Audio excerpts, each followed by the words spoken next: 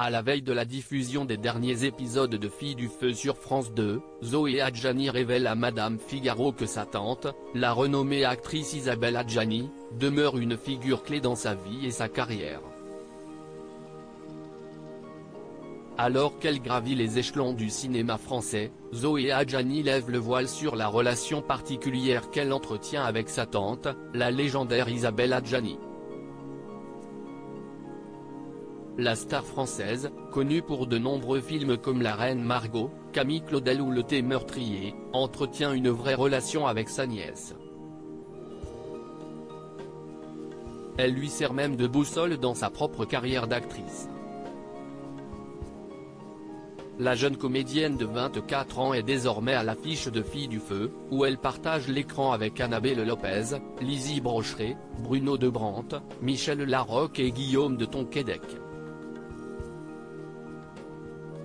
Une chose est sûre, Zoé Adjani est la nouvelle étoile montante du cinéma français.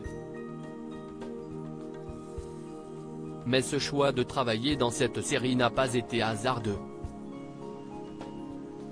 En effet, Zoé Adjani s'est récemment confiée sur les influences qu'Isabelle Adjani a eues sur elle au cours d'une interview avec Madame Figaro publiée le 8 septembre.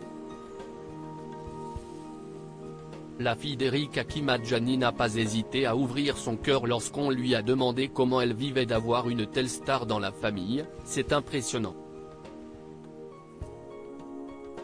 Mais ça porte, ça permet de se dépasser, d'apprendre sur ce métier plus facilement. Peut-être plus durement que les autres, toutefois, a-t-elle confié, avec un mélange d'émerveillement et de fierté. Le rôle déterminant d'Isabelle Adjani dans sa vie toutefois, l'influence de sa tante ne se limite pas aux écrans de cinéma. Elle joue également un rôle très important dans la vie personnelle de Zoé. C'est un bonheur d'échanger avec elle à propos des scénarios, d'aller au théâtre, au cinéma ensemble. C'est une source d'inspiration, quoi qu'il arrive, a affirmé la jeune actrice. Et ce n'est pas tout, Isabelle Adjani a été une figure importante dans la vie de Zoé, particulièrement durant ses années d'adolescence et de jeune adulte. J'avais besoin d'une relation sincère et empathique, je pense qu'elle aussi. On a développé ça d'une belle manière, a ajouté Zoé Adjani. Finalement, la question de porter un nom aussi célèbre ne semble pas être un obstacle pour la jeune femme, elle a même refusé de porter un pseudo.